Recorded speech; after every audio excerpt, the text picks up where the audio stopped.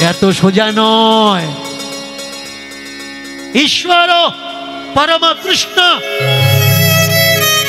সচ্চিদানন্দ বিগ্রহম অনাদির আদি গোবিন্দ সর্ব কারণেরও কারণম। ব্রহ্ম সংহিতা, এটা আমার মুখের কথা নয়। ঈশ্বরকে, ঈশ্বর আর কেউ নয়, ঈশ্বরই হলেন কৃষ্ণ। কিন্তু না ভাই, এই জায়গায় আমাদের ভুল হয়ে যাচ্ছে। বেদ বলছে ঈশ্বরের কোনো মূর্তি নেই, ঈশ্বরের কোনো প্রতিমা নেই, অজন্মা, তিনি জন্মায় না, তাই তার মৃত্যুও হয় না, তার আভরণ নেই, তার আয়ত্ত নেই। ঈশ্বরকে আর অবতারকে, ভগবানকে এই তিনটে এক করলে হবে না। আমরা ঘেটে এক করে দিয়েছি। কৃষ্ণ ঈশ্বর, মহাদেব ঈশ্বর, ব্রহ্মা ঈশ্বর, বিষ্ণু ঈশ্বর। না ভাই, এরা কারা? অবতার আর মহাপুরুষ।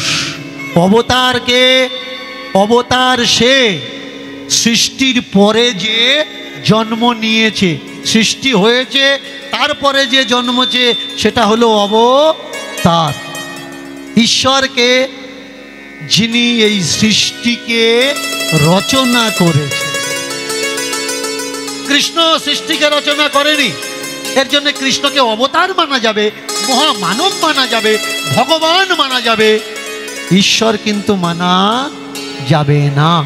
দেখবেন অনেকে আবার কায়দা করে বলে যেই গড সেই ঈশ্বর, যেই আল্লাহ সেই ঈশ্বর। আল্লাহকে, আল্লাহ আর ঈশ্বর অভেদ এক। গড আর ঈশ্বরকে, যেই গড সেই ঈশ্বর। আচ্ছা, যে গড হবে সে যদি ঈশ্বর হয়, যে আল্লাহ হবে সে যদি ঈশ্বর হয়, তাহলে যদি কোনো হিন্দু মুসলমান হয়ে যায়, তার উপরে মানুষ রাগ করবে কেন?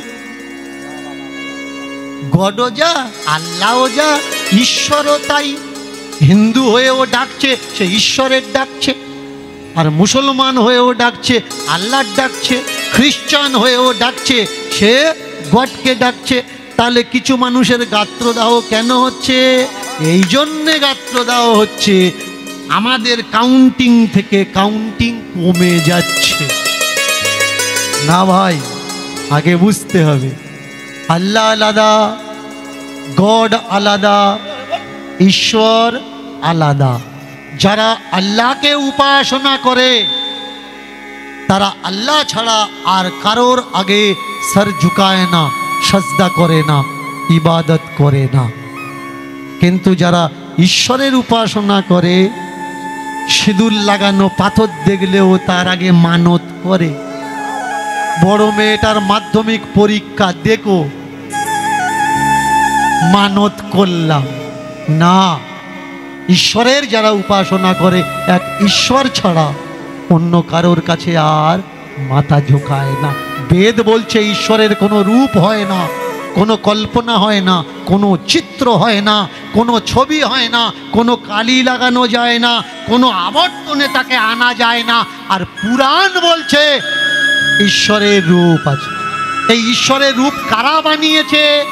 কিছু মতলবী মানুষ, তারা তাদের মতো করে ঈশ্বরকে রূপ দিয়েছে। ঈশ্বরকে মনে করলে ঈশ্বর খায়, ঈশ্বর খায় না। মনে করলে ঈশ্বর খায়, তাই ঈশ্বরের সামনে খাবারের থালা ধরে দেয়, জল দিয়ে দেয়, নারকেল নাড়ু দিয়ে দেয়। মনে করলে আমরা যেরকম ঘুমাই ঈশ্বরও সেরকম বোধহয় ঘুমায়। ঈশ্বরকে গোপালের মূর্তিতে এনেছে, কৃষ্ণের মূর্তিতে এনেছে, বিষ্ণুর মূর্তিতে এনেছে। এনে কি করছে? রাত্রেবেলায় শুইয়ে দিচ্ছে, আবার গায়ে শীতের সময় লেপ কাঁথাও তুলে ধুচ্ছে। এরা মনে করছে ঈশ্বরের বুঝি শীতও লাগে। কেন? আমরা আমাদের মতো ঈশ্বর বানিয়েছি। আমরা কোনো বরাহ মানে শুয়োর, কোনো বাঘ, কোনো সিংহ, সাপ এমন ঈশ্বর বানাইনি। ঈশ্বর কাদের বানিয়েছি? ঈশ্বর বানিয়েছি আমরা মানুষের মতো আমরা মনে করছি আমাদের দুটো হাত আছে, তাহলে ঈশ্বরেরও দুটো হাতও আছে। আমরা মনে করছি আমাদের দুটো চোখ আছে, তাহলে ঈশ্বরেরও দুটো চোখ আছে। অনেকের ধারণা ঈশ্বর তো সর্বব্যাপী, সর্বব্যাপ্ত, চরাচরে কোথাও নেই ঈশ্বর, সব দিকে তিনি লক্ষ্য রেখেছেন। ঈশ্বরের নাম করে ব্রহ্মাকে বানিয়ে দিয়েছে। চতুর্দিকে দেখবে, তাহলে কিভাবে দেখবে? চারটে মুন্ডু বানিয়ে দিয়েছে পিতামহ ব্রহ্মার। চারটে মুন্ডু থাকলে কি হবে? চার দিশায় সব দিকে লক্ষ্য রাখতে পারবে।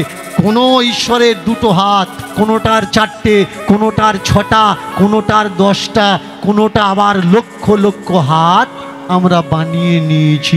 আগে বুঝতে হবে অবতার, মহামানব আর ঈশ্বর, এ তিনটে কিন্তু এক নয়। খাইয়ে দিয়েছে ভগবানকে, ব্যাস প্রতিনিয়ত চলছে এই লীলা। কারণ ঠাকুরের করুণা এমন, কার ভিতরে কখন কি গুণ দেবে কেউ বলতে পারবে না। হঠাৎ করে কোন মানুষের ভিতরে ঠাকুরজির কৃপা হয়ে যাবে কেউ কিন্তু আমরা বলতে পারবো না। তাই পদকর্তা বলেছেন, না জানে, মায়ের একটু করতালি দিয়ে কেমন, না জানে कौन सी रूप में दया निधि रीछ जाते हैं, दया निधि रीछ जाते हैं। न जाने न जाने न जाने न जाने कौन सी रूप में दया निधि रीछ जाते हैं, दया निधि रीछ जाते हैं, दया निधि रीछ जाते हैं। कभी नारायण बन के राम बन के, नारायण बन के राम बन के, नारायण बन के राम बन के, नारायण बन के राम बन के अवतार लेते हैं, अवतार लेते हैं। न जाने न जाने न जाने कौन सी रूप में दया निधि रीछ जाते हैं, न जाने न जाने कौन सी है दया निधि रीछ जाते हैं, दया निधि कौन सी रूप में दया निधि रीछ जाते। कभी कृष्ण बन के गौर बन के, कृष्ण बन के गौर बन के, कृष्ण बन के गौर बन के, कृष्ण बन के गौर बन के लीला क्षेत्र में आते हैं। न जाने न जाने न जाने कौन सी रूप में दया निधि रीछ जाते हैं, न जाने न जाने कौन सी है दया निधि रीछ जाते हैं, दया निधि रीछ जाते हैं, दया निधि रीछ जाते हैं, दया निधि रीछ जाते हैं, दया निधि रीछ जाते हैं, दया निधि रीछ जाते हैं, दया निधि रीछ जाते हैं, दया निधि रीछ जाते हैं, दया निधि रीछ जाते हैं। न जाने न जाने न जाने कौन सी रूप में दया निधि रीछ जाते हैं, दया निधि रीछ जाते हैं, दया निधि रीछ जाते हैं। युग युग चारों युग, सत्य त्रेता द्वापर कली में भिन्न भिन्न रूप में चले आते हैं। कभी क्षत्रिय, कभी वैश्य, कभी शूद्र, कभी ब्राह्मण, कभी बराह, कभी कुर्म रूप लेके कल्याण में समाते हैं। न जाने न जाने न जाने कौन